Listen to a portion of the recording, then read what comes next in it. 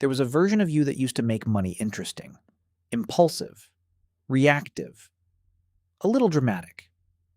You'd get a bonus and book a flight before you'd even checked your savings account. You'd see something you wanted, and by the time anyone asked if you could afford it, you'd already bought it. That version of you is gone. Nobody really noticed when it happened. That's the point. It started with one boring decision. You didn't have a breakthrough. You didn't read one book that changed everything. You just got tired. Tired of checking your balance and flinching, tired of the small panic that showed up every time rent was due. So you did the least exciting thing possible. You set up an automatic transfer, $200 the day after payday, straight into a separate account you didn't let yourself touch. That's it. That was the whole revolution. You stopped negotiating with yourself. The old version of you used to have arguments in your own head. I'll start saving next month. I deserve this after the week I had. It's just one purchase. You were exhausted from arguing with yourself and losing every time. The boring version of you removed the argument entirely. The money moved before you could talk yourself out of it. No willpower required because willpower was never the plan. The system did the deciding. You just let it. People started asking if you got a raise. You didn't. Your income barely changed in 2 years. What changed is that you stopped funding a version of your life you were performing for other people. You used to buy things at the exact moment you felt behind.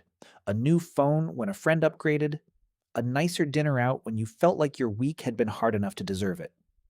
Spending was never really about the object. It was about closing a feeling as fast as possible. Now, when that feeling shows up, you just sit in it for a day. Most of the time, by the next morning, you don't even remember what you wanted to buy. You became the friend who doesn't flinch at the bill, not because you have more money than everyone else at the table, because you already know before you sit down exactly what you can spend tonight without a consequence tomorrow. There's no math happening behind your eyes while the check comes. You already did the math 3 weeks ago. That calm reads as confidence. People assume you're doing better than them financially. Half the time, you're not.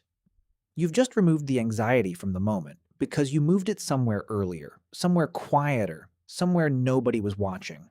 You stopped needing anyone to know. The old version of you wanted your money to be visible. A better car in the driveway, a trip everyone could see on your feed.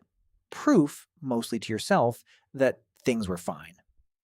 The boring version of you doesn't need the proof anymore. Your bank balance isn't a performance. Most of the people in your life have no idea what your accounts actually look like. And for the first time, that doesn't bother you. You're not managing anyone's perception of you. You're just managing your money.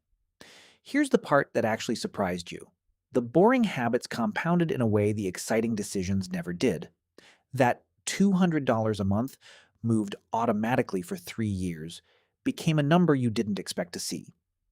Over $7,000 sitting quietly, untouched by a single impulsive Tuesday. If you'd invested it instead of just saving it at an average market return, that same 3 years could have turned it closer to 9,000. Not because you got smarter about the stock market, because you stopped interrupting the process. Compounding doesn't reward excitement. It rewards the version of you that shows up the same way, every single month, and doesn't ask for credit. You started saying no out loud, without an explanation. The old version of you used to justify every no. I can't, I'm saving for something, I can't, money's tight right now. You gave people a reason because you felt like you owed them one. Now you just say no. No context, no apology, no performance of struggle to make the no more acceptable. It's not their business what your accounts look like, and you stopped needing them to understand your reasoning before you were allowed to have boundaries. Nobody throws a parade for boring. There's no dramatic before and after here. No single receipt, no single moment where everything visibly changed. Just a slow, quiet accumulation of decisions nobody was around to witness, adding up to a version of your life that looks, from the outside, almost identical to before. Except now, when something goes wrong, a car repair, a medical bill, a slow month at work, you don't feel the floor disappear. You have a number. It's not a huge number, but it's yours, and it was built by a version of you that stopped needing money to be interesting. You didn't get rich by chasing it. You got boring on purpose in the exact moments everyone else was trying to look impressive. And somewhere in that boredom, unglamorous, automatic, repeated without applause, the actual math started working in your favor. Nobody was watching. That was never the point.